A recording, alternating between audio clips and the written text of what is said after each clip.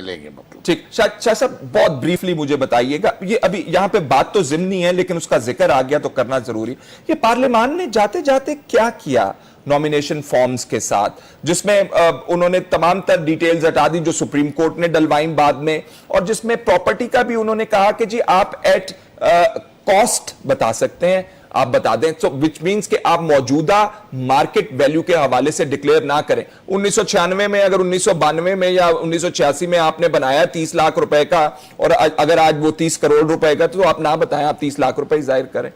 وہ تو 30 لاکھ بھی اگر وہ ظاہر کریں تو پھر بھی محنت نکل آتا ہے نا, کہ 30 لاکھ اگر 1980 میں تھا تو آج وہ 30 کروڑ ہے. مطلب ہے وہ سوال جو پارلیمان نے جو زیادتی کی ہے,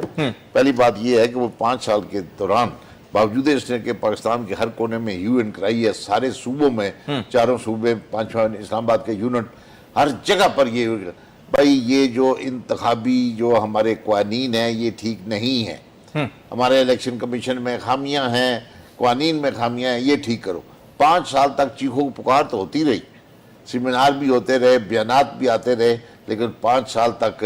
انہوں نے کوئی ایسا انتخابی قوانین نہیں لائے جو قابل ذکر ہو. اس کا مطلب ہے پارلیمان نے اپنا تحفظ کیا اور آنے والے الیکشن میں بھی اپنا تحفظ کر کے چلے گئے. یہی میں کہنے لگا ہوں کہ آخر میں جاتے جاتے انہوں نے ایک الیکشن ایکٹ 2017 دے دیا, مطلب ہے, اور وہ کام بھی کر دیا. آپ نے وہ نامینیشن پیپر کی بات کر رہے ہیں آپ, نامینیشن پیپر کے بارے میں, حالانکہ یہ نامینیشن کے بارے میں نیٹی گٹی ہوتی ہے چھوٹی موٹی, یہ رولز کے اس انڈر ہوتی ہے کہ نامینیشن پیپر کیسا ہوگا, کالا ہوگا, پیلا ہوگا, نام کیا ہوگا, جائیداد لکھی جائے گی, یہ لکھی جائے گی. تمام وہ باتیں اڑا دی اور ہضم کر دی جو کہ کسی وقت ضیاء الحق صاحب کے وقت سے چلی آ رہی ہیں, اور بڑی وہ سخت باتیں تھیں کہ وہ ظاہر مارشل لا کا ایک اپنا سٹائل ہوتا ہے کہ یہ چیزیں بتائی جائیں, اور پچھلے الیکشن تک وہ باتیں